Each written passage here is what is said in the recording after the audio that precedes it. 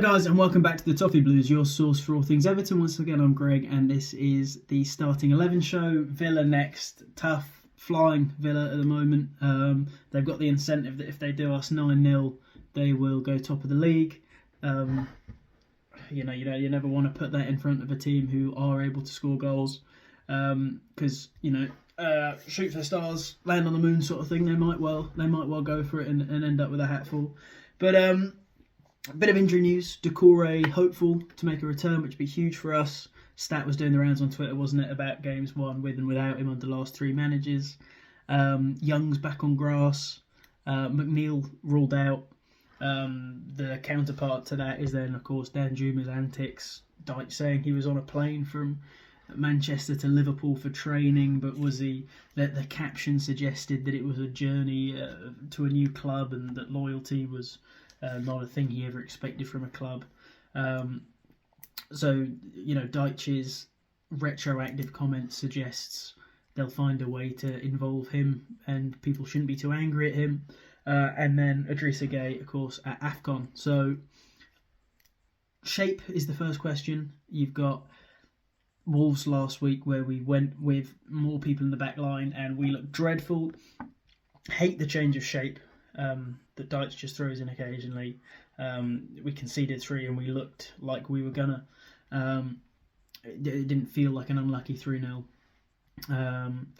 So I would hope we revert back to the back four. That said, Pickford, of course, in goal. I think Coleman at right back, especially when they're young.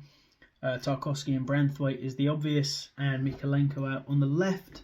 A little bit of dip after what's been a really good period for him. Midfield with no Gueye kind of chooses itself. You've got Onana and Ghana. Onana's move or potential move there, things have got a little bit more quiet there. Doucouré, if fit, in there. If not, I guess Andre Gomez, but let's go with Doucouré and be hopeful. Harrison out on the right. Probably Danjuma on the left. If McNeil is out for an extended period of time, then Dyche will have been able to give Danjuma the promise of the game time he wants in the meantime. If he does go, I guess it's Dobbin, but let's go Danjuma for now. And then up top, with his ban repealed, obviously, Dominic Calvert-Lewin. That said, I liked what Beto did when he came on. We actually looked more likely to score with 10 men and Beto than we did with 11 men and Calvert-Lewin. But I think this could be the team. Depends if we're going to mess around with the shape. You could see 3 centre-backs here with Michael Keane slotting in. It wouldn't surprise me if that's what Dyche thinks would nullify Villa. It wouldn't. I think that's going to be a tough day on... it's going to be a tough day all round. I think Pickford in goal, Coleman, Tarkowski, Branthwaite, Mykolenko, Ghana and Onana, Doucouré in front, Harrison, Danjuma and Calvert-Lewin up front. What do you think? We've got enough to do Villa. What do you make of the whole Danjuma situation? Not a club that really cares with players taking the piss. A little bit of this on social media, a little bit of that. So I don't think he's going to get a good reaction for it.